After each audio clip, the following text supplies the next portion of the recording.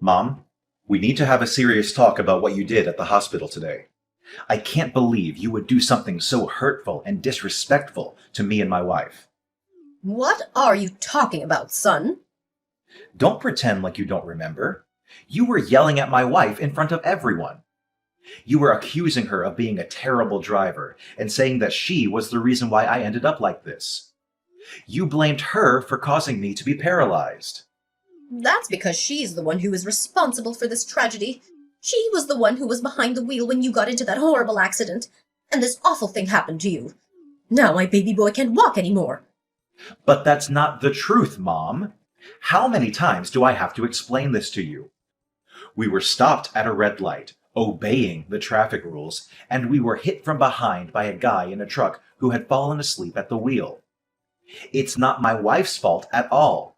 Even if she had seen the truck coming towards us, there was nothing she could have done. We couldn't have moved out of the way because there were other cars stopped in front of us too.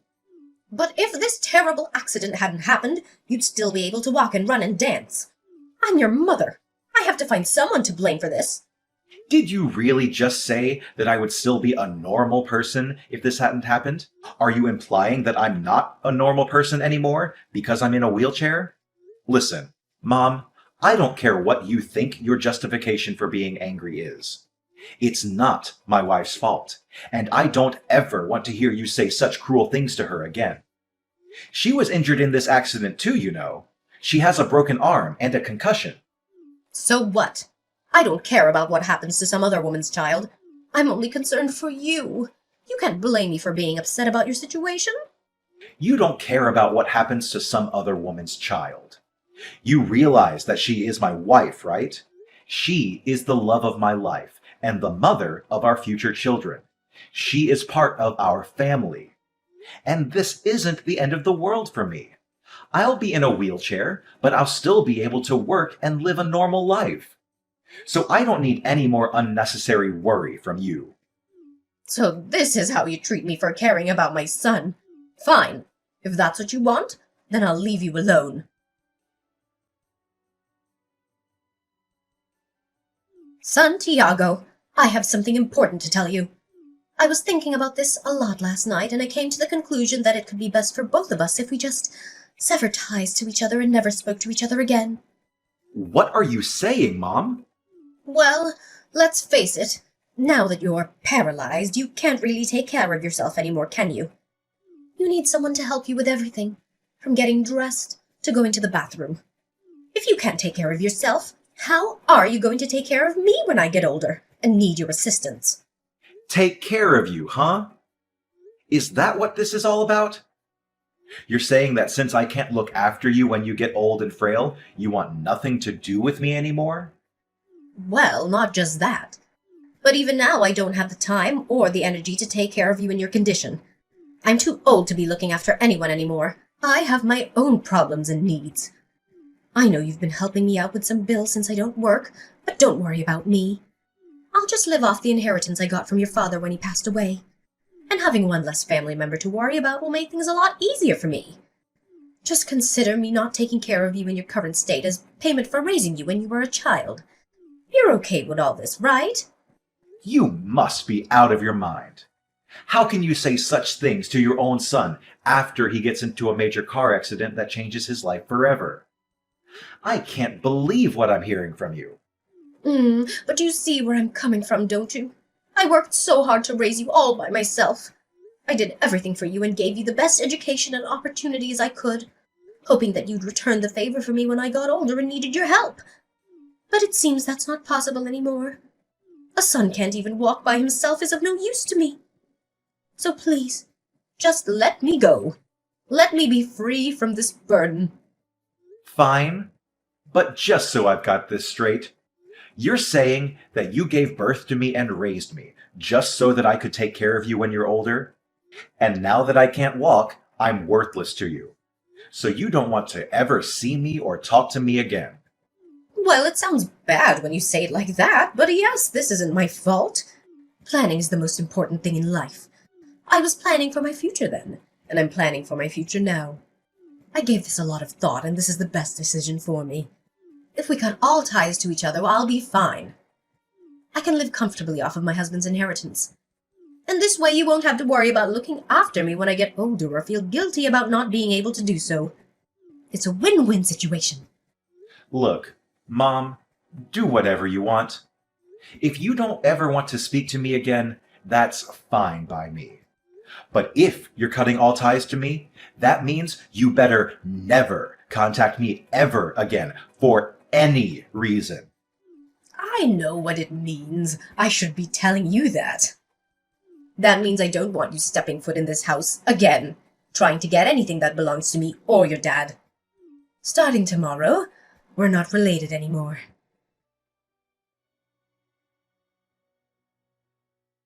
Santiago, you snuck into my house today, didn't you?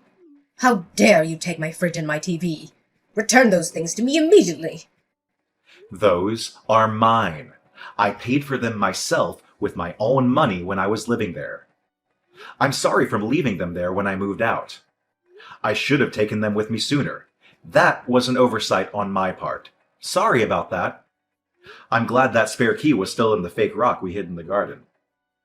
Oh, by the way, I put all the food from the fridge into a cooler in the garage. I suggest you eat it all before it spoils or donate it to someone who can use it. Oh, I can't believe you! How can you be so selfish and mean? Oh, wait. You're not my son anymore. Whatever. I don't care about those things. Like you said, they've been here a long time. They're old and worn out. I'll just use some of your dad's inheritance and buy new ones that are nicer and more advanced. Yeah, why not? It was only the latest model of fridge when it came out. And a 75-inch OLED 4K TV shouldn't cost you too much. Just use some of Dad's money to go get new ones. It's your money now. Do whatever you want with it. I don't need you to tell me that.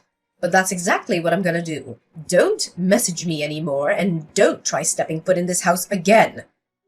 And if you do, I'll call the cops and accuse you of breaking and entering. You were the one who messaged me first, and you were the one who cut me off from your life, remember? Of course I remember, and I don't regret it. You're no longer my son. You're just a stranger who stole my things. I didn't steal anything. Those things belong to me, Mom. Don't call me Mum. This is not you, the woman who raised me, taught me right from wrong, and supported me in everything I did. Stop babbling and never text me again.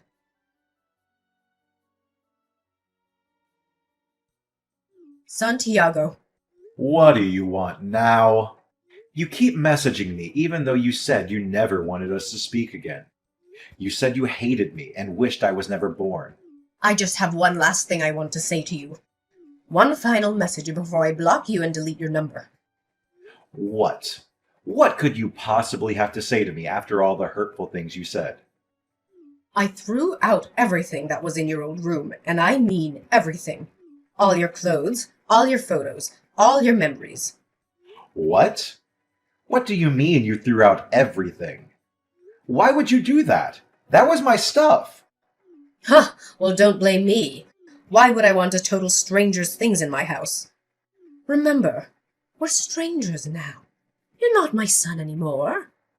Yesterday was garbage day, so I put everything out to the curb. I watched them all get put into the back of the garbage truck, too. It felt so good to get rid of all that junk. You didn't throw out all the hockey and baseball cards that were in the cardboard box, did you? If it was in your room, then yes, I did. Oh no, don't tell me I threw out something you really wanted, did I?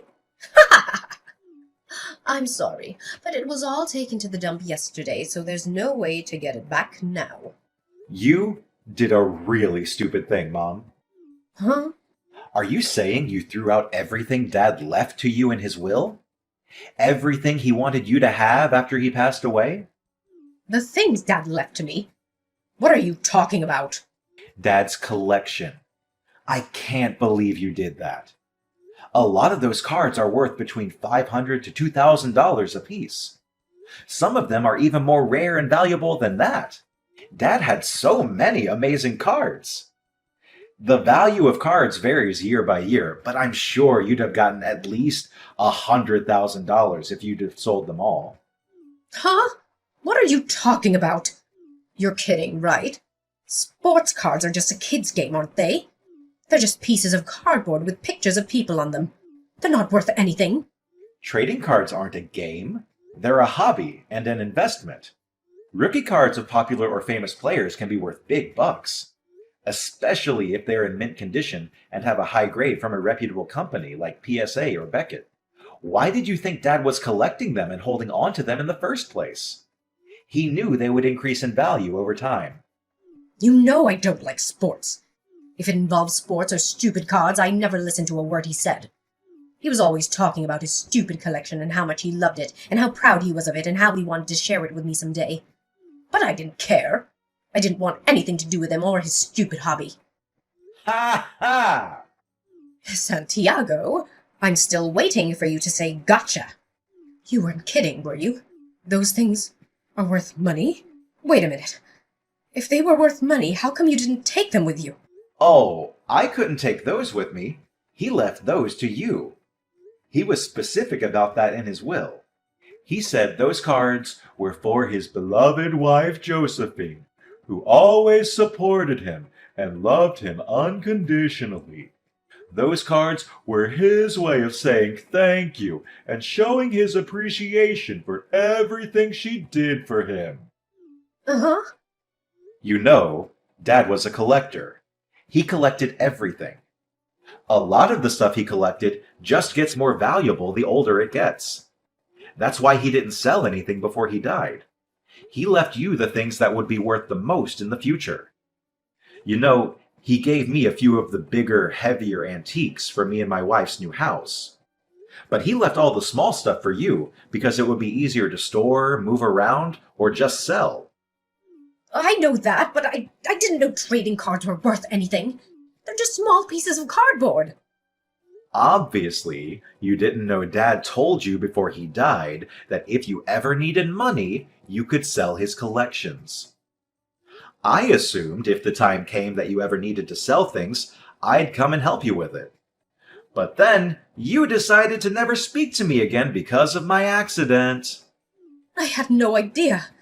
Well, I never thought you'd throw that stuff out.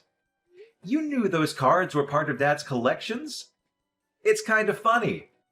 You threw me away, and then you threw those cards away. Ha ha ha!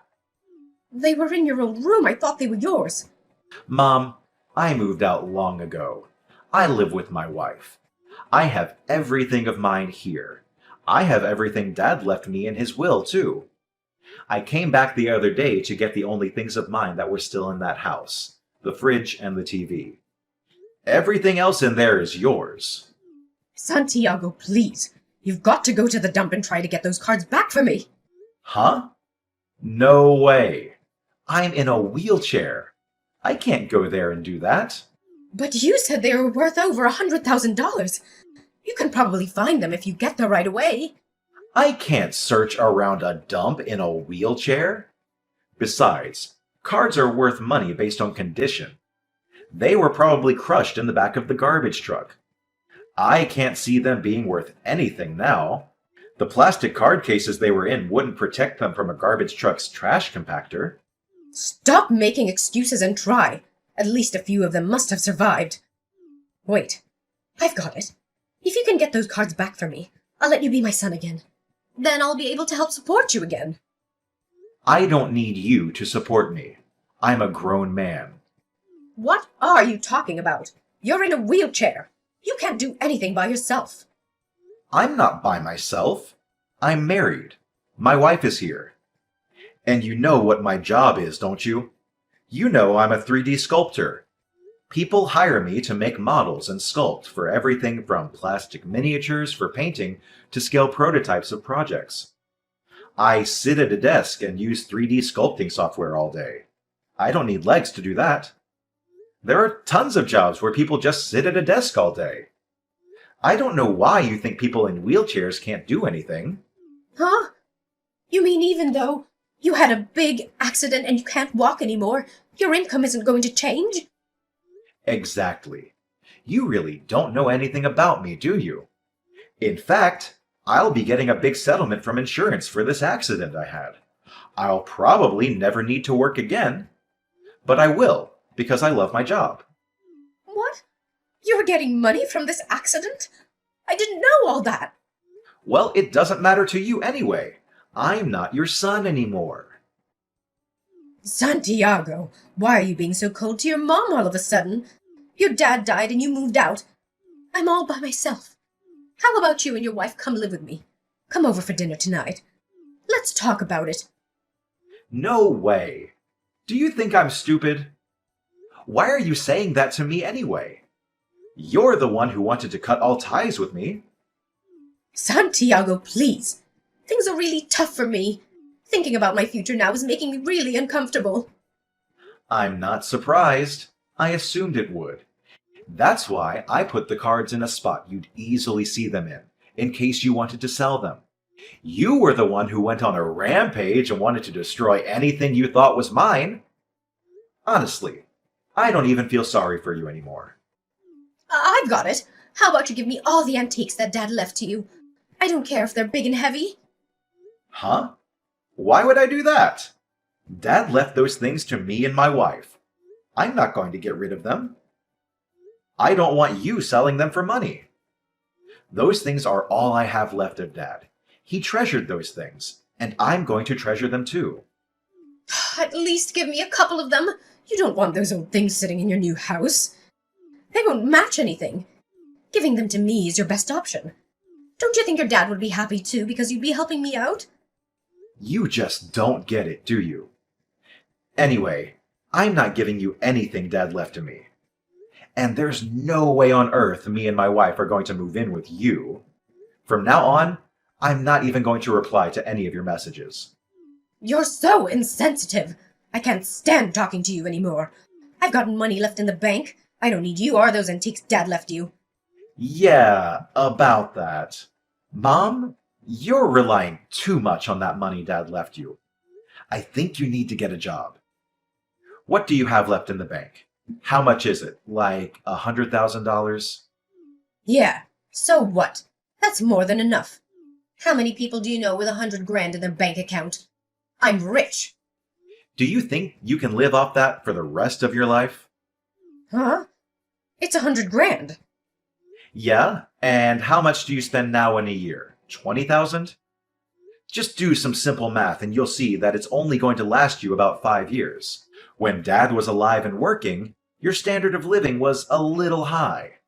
That's why he could afford to buy all those antiques and things. But that's impossible for you now. What are you saying? Are you saying I'm going to have to cut back on my spending even more than I am now? I can't do that. I've got 100 grand in the bank. There are so many things that I want to buy. But Mom, planning is the most important thing in life, remember? I know you can do it, Mom. Oh, and by the way, don't even think about coming to live with us. We don't let strangers into our house. Santiago, wait. I'm not a stranger. We're family. Let's talk about this. Santiago! Mom, I'm paralyzed, remember? Having one less family member to worry about will make things a lot easier for me. You've got the rest of Dad's inheritance to do whatever you want with, and I've got a wife who loves me and will help take care of me. It's a win-win, isn't it?